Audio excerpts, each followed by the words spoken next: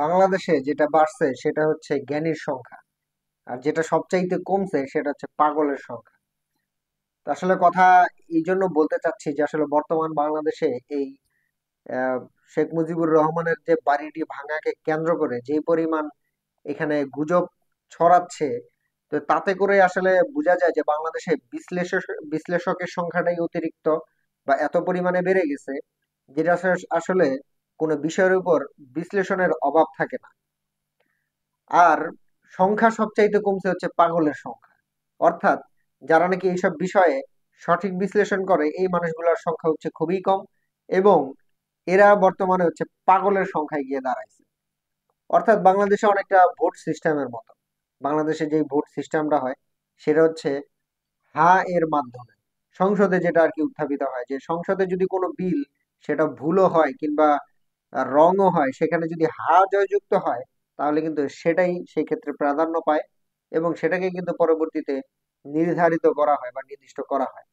তো বাংলাদেশে এখন এটাই চলতেছে, কারণ গুজবের শেষ নাই।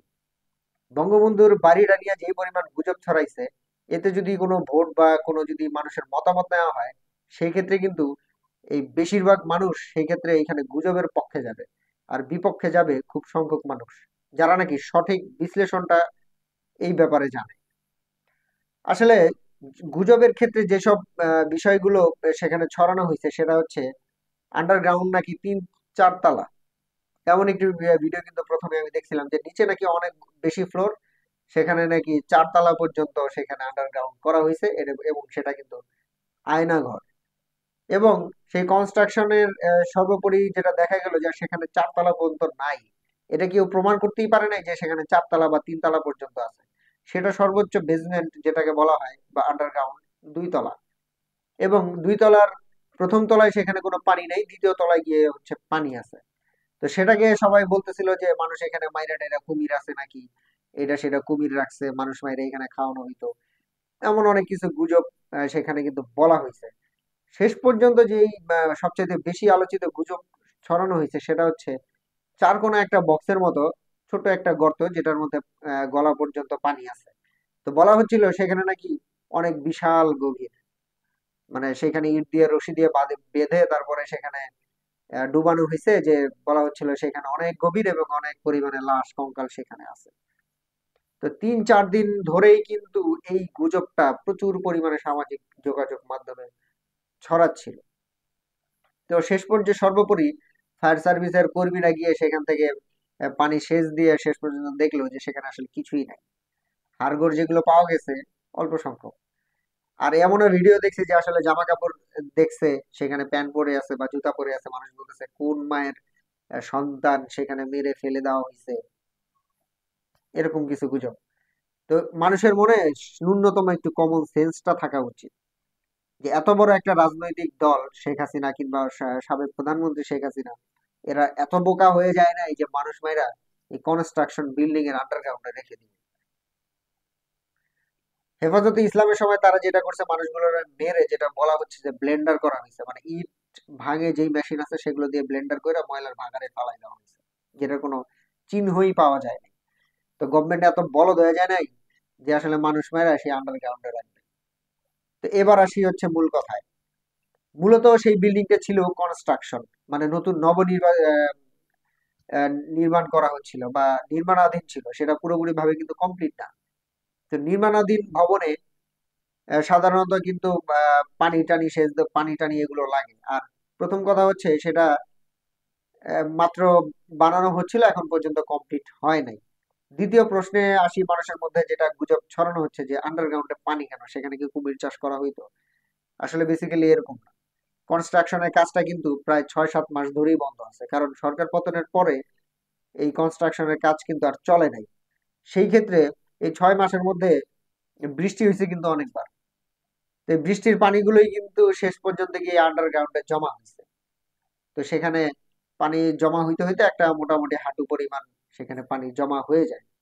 তো সেখানে কুমির চাষ করার মতো কোনো তো মানেই আসে না। এবার দ্বিতীয় প্রশ্ন আসি, যে যেটা নিয়ে বেশি গুজব ছড়ানো হচ্ছিল, যে ছোট্ট একটা বক্স যেটা নাকি আয়না ঘর বলা হচ্ছিল, যেখানে মানুষ মারা হইতো এরকম কথা বলা হচ্ছিল, সেটা একটা লিফটের জায়গা। সেখানে লিফটের জন্য একটা বক্স করা হয়েছিল, যেটা লিফটে হচ্ছে যদি আন্ডারগ্রাউন্ডে গিয়ে থামে, সেই মেশিনারিজ গুলো যাতে মাটির সাথে না লাগে সেজন্য মাটির নিচে এক্সট্রা ভাবে একটু গর্ত করা আছে। এটা প্রত্যেকটা ভবনেরই লিফটের এই অংশটুকু থাকে, নিচ দিয়ে একটু গর্তটা থাকে। তো সেটাকে বানায় ফেলছে হচ্ছে মানে আয়না ঘরের একটা কক্ষ এরকম বানায় ফেলছে। তো এই যে গুজবগুলো যে মানুষ ছড়ায়, এতে করে কি মনে হয় মানুষের আসলে বাংলাদেশের মানুষের মধ্যে সুস্থ মস্তিষ্কের মানুষের সংখ্যা খুবই কম। শুধু গুজব ছড়ায় আর সেগুলোর হচ্ছে মানুষ তাল দেয়। এর ফলে এটাকে একটা মনে হয় সত্যতে পরিণত হয়, এমন হয়ে গেছে যে মিথ্যাকে সত্য বানানোর একটা প্রচেষ্টা। আর সেখানে সাংবাদিকদেরকে বলবো যে আসলে যেসব লোকদের সাক্ষাৎকার নেওয়া হচ্ছিল সবগুলো টোকাই ডেন্ডি করে এগুলা। ভদ্র একটা মানুষ যারা নাকি বিল্ডিং সম্পর্কে জানে কিংবা কনস্ট্রাকশন সম্পর্কে জানে, তাদের সাক্ষাৎকারটা খুবই কম। তো একটা সাক্ষাৎকার দেখলাম যে একজন ইঞ্জিনিয়ার বলতেছিল, বা তিনি ঠিকাদারি প্রতিষ্ঠানে কাজ করেন, তিনি বলছিলেন যে এইখানে একটা লিফটের জায়গা রাখা হয়েছে। তো নর্মালি সেখানে নিচে কোনো তিন চার তালা পর্যন্ত নাই, 2 তলা পর্যন্ত আছে। তিনি এটা সুস্থভাবে মানে সুষ্ঠুভাবে একটা বিবৃতি সেখানে দিয়েছেন। তো মানুষ আসলে সেগুলোকে মানে না।